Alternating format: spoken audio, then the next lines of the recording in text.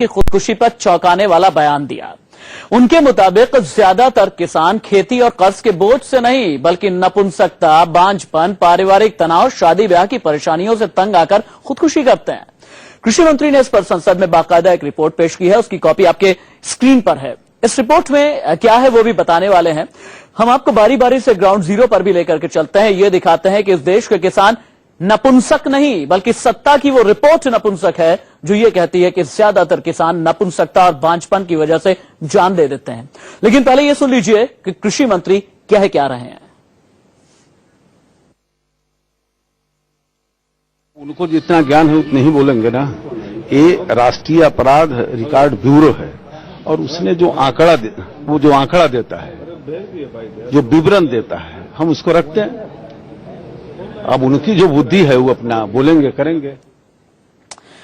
आपने सुना देश के कृषि मंत्री क्या कह रहे हैं, लेकिन हम आपको बताते हैं कि सरकार की रिपोर्ट क्यों गलत है। इंडिया न्यूज ने अपने शो अर्धसत्य में देश भर के किसानों की खुदकुशी के मुद्दे को उठाया था। हम ग्राउंड जीरो पर पहुंचे और सच आपकी आंखों से देखा।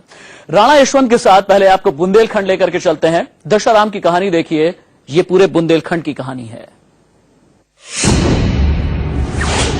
ये दशाराम का घर है, लेकिन दशाराम के घर की दशा बताती है कि वो इंसान किस हाल में या उसका परिवार किस हाल में रहता होगा।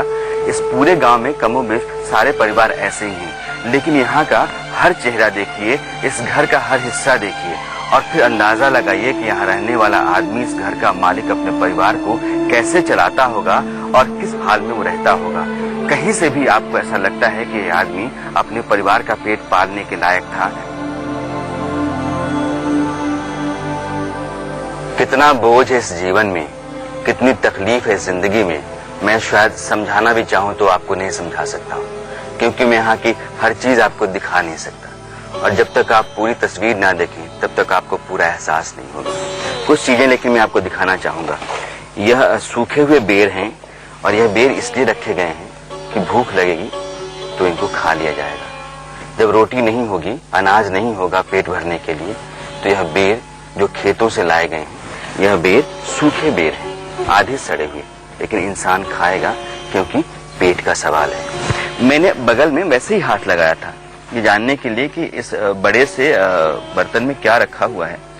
तो मैंने कपड़ा हटाया तो ये पूड़ियां हैं, भरी हुई पूड़ियां हैं। कि भूख लगेगी तो ये पापड़ सी हो गई पूड़ियों को पानी में डुबोकर उनको मुलायम कर खाया जाएगा। साहब ये जिंदगी है। और जब जिंदगी यहाँ आ जाती है तो इंसान सदमे से मरेगा, क्योंकि उसके पास जीने के लिए ना कोई जरिया है, ना कोई उम्मीद।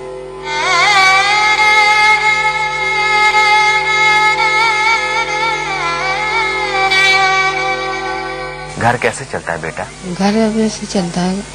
क्या खाते हैं सुबह आप? सुबह का चाय पी लेते हैं। पेट भरता है? चाय भी कहाँ पेट भरता है। सुबह से कुछ नहीं खाते। कपड़े किताब के पैसे कहाँ से आते? मजदूरी में सब। तो आप मजदूरी करेंगे?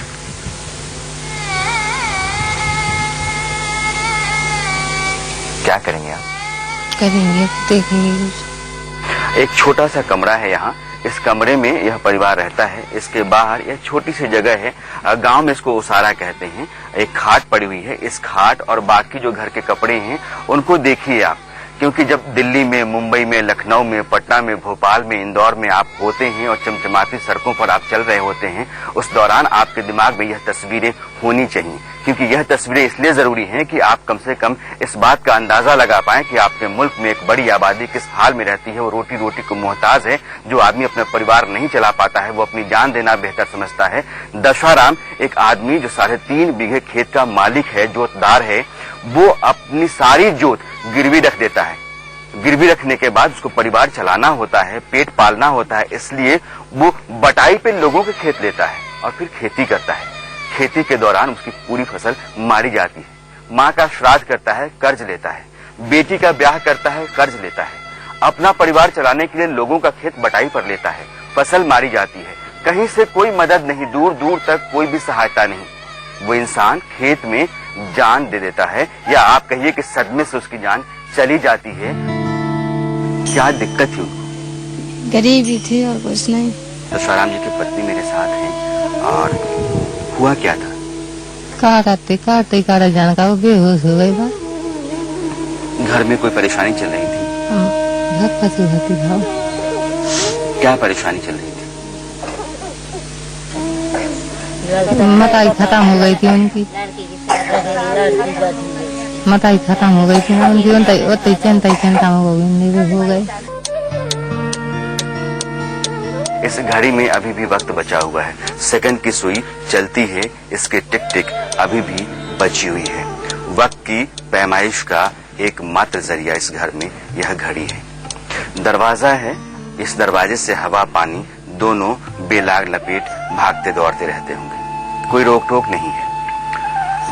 ऊपर आप जाइएगा, एक तख्त है और तख्त के ऊपर जूते और चप्पल गहनों की तरह रखे गए हैं। जब कभी भी बाहर जाने की जरूरत पड़ती होगी नाते रिश्तेदारों के यहाँ, तो यह जूता और यह चप्पल इज्जत ढकने के लिए शायद काम आते होंगे। बगल में नीचे एक बैग है।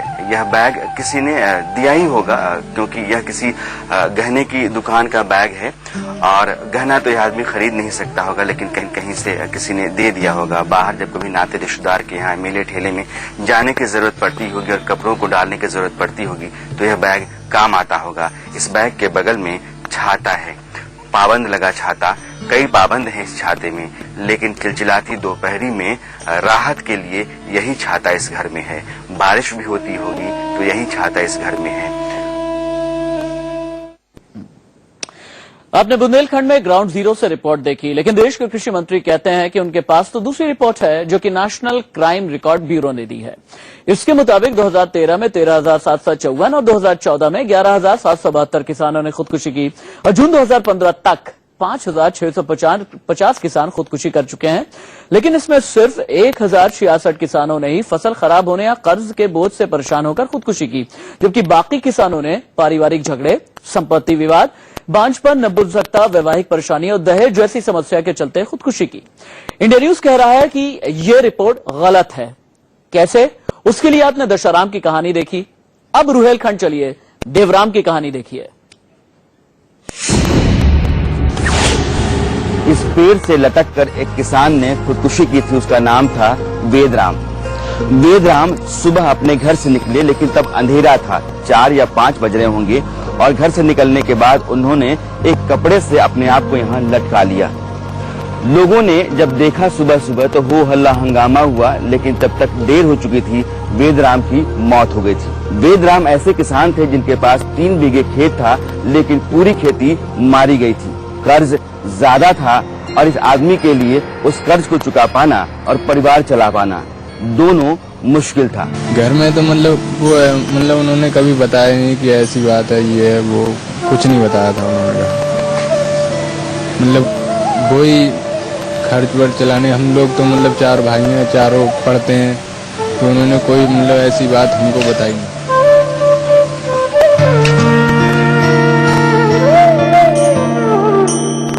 मैंने सोचा कि आपको एक बार मैं वेदराम का घर दिखा दूं, क्योंकि जिंदगी जरूरत की जिन चीजों के जरिए चलती है वो किस शक्लो सूरत में है, किस हाल में है, उससे इंसान का अंदाजा लगता है।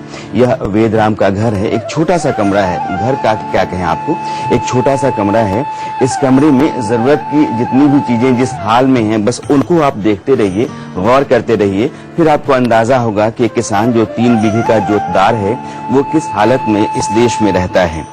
और जब उसके ऊपर कर्ज होता है और बैंक का भी लोन होता है और कर्ज की 2 तरफा मार होती है, फिर उसके बाद वो क्या सोचता होगा, कैसे रहता होगा और कितने दबाव में होगा, इसका अंदाजा आप आसानी से लगा सकते हैं। मेरे साथ वेदराम जी की पत्नी है।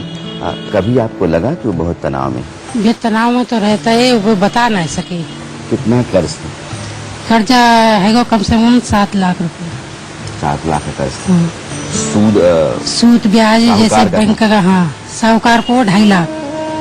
साहूकार के 2.5 लाख। 2.5 लाख। कितना ब्याज ज्यादा था? 5% पर महीने का। अब जरा आप हालत समझिए, वेदराम, जिनके घर की हालत मैंने आपको दिखा दी है, उनको 2.5 लाख रुपए का ब्याज हर महीने 12,500 रुपए चुकाना होता था। बैंक का कर्ज अलग से है, साहूकार का कर्ज अलग से है, घर को चलाने की जिम्मेदारी अलग से है, और इन तमाम तरह की जिम्मेदारियों और दबाव के बीच में एक आदमी घुटता रहता है, पिसता रहता है, मरता रहता है, खपता रहता है, और आखिरकार एक रोज रात के अंधेरे में घर से बाहर निकलता है और जाकर पेड़ से अपने आप को लटका लेता है। आपने दशराम की कहानी देखी, आपने वेदराम की कहानी देखी, अब आपको गोविंद राम की कहानी दिखाते हैं। कैसे वो खेत पर गए, अपनी बर्बाद फसल को देखा और मौत को गले लगा लिया। बरेली के मीरगंज तहसील में मैं पिछले कुछ समय से घूम रहा हूं और यहाँ एक ग्राम पंचायत की बिल्डिंग है। इस बिल्डिंग में मुझे कुछ लोग बैठे दिखे, तो मैंने ये जानना चाहा कि ये लोग क्यों बैठे हैं, यहाँ भीड़ इतनी क्यों है। तो मुझे ये पता चला कि कुछ दिन पहले एक किसान की मौत हो गई थी, और उनकी मौत इसलिए हो गई थी कि वो खेत गए थे और खेत से जब लौट रहे थे तो उनको सदमा लगा। सदमा लगने के बाद वो घर पर आकर लेटे, लेटने के बाद वो उठ नहीं सके। आपके पिताजी थे? जी। क्या नाम था उनका? श्री गोविंद राम। गोविंद राम जी। क्या हुआ था? जी सर, ये सुबह को खेत पे गए थे और खेत पर से लौटने के बाद में आए थे, तो इनने कोई बात हमें नहीं बताई थी। हमने भी अपना काम इधर उधर चले गए, ये भी अपने उधर उधर चले गए, और वो आए ना चुपा घर रोने लगे। रोने के बाद में घर पूछा था क्या बात है क्या नहीं है, तो बोले मेरी तबीयत ठीक नहीं है। तो तुरंत वो 15-20 मिनट बाद वो एक्सपायर हो गया। क्या खेती बहुत ज्यादा मारी गई थी क्या? खेती सब पहली बात तो इतनी है नहीं सर, और है वो कति चली गई।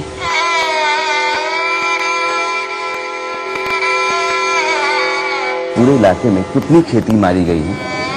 पूरे इलाके में कम से कम 75 से 80%। और गेहूं की नहीं, मसूर है, लाही है, लैटा है, आलू है, हर फसल मारी गई है। जो बाग है, बागवानी है, उसमें भी जो मोहर आता है वो भी सब नष्ट हो चुका है। बचा कुछ नहीं है किसान के पास, मुश्किल से 20%।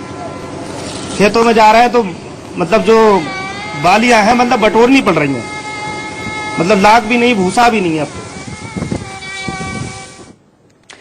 इस देश में किसान शब्दों में होता है, वाक्यों में होता है, सियासत के गलियारों में होता है, कभी कभी नॉर्थ ब्लॉक और साउथ ब्लॉक से होकर के भी गुजरता है, लेकिन उसके साथ इंसाफ कभी नहीं होता। हम आपको विदर्भ भी लेकर के चलेंगे, जानने की कोशिश करेंगे कि आखिर क्यों किसानों की बेबसी जिंदगी पर भारी पड़ जाती है। रिपोर्ट कहती है कि किसानों की खुदकुशी की बड़ी वजह नपुंसकता, बांझ पर तनाव है, न कि बर्बाद होती फसलें। लेकिन ग्राउंड जीरो की रिपोर्ट कुछ और कहती है। आपने बुंदेलखंड के हालात देखे, रुहेलखंड के हालात भी देखे, अब विदर्भ चलिए। देश का अन्नदाता क्यों मर रहा है वो देखिए।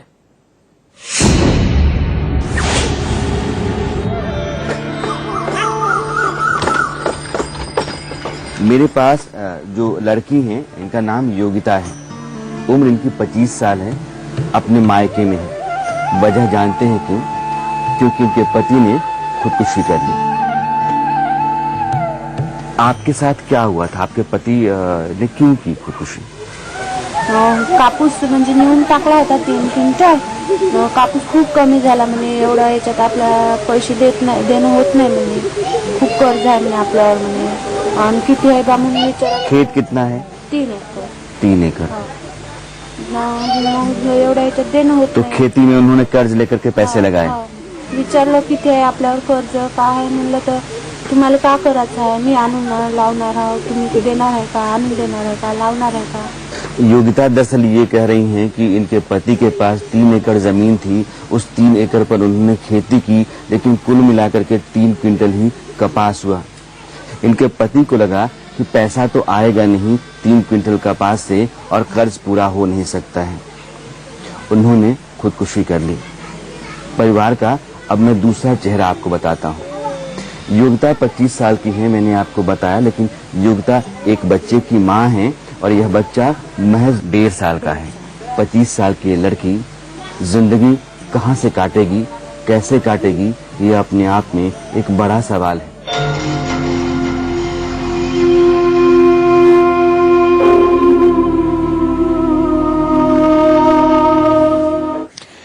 तो देश के कृषि मंत्री से इंडिया न्यूज यही कहना चाहेगा कि मंत्री जी, किसान की खुदकुशी का ये सच आप जरूर देखिए। वक्त ब्रेक का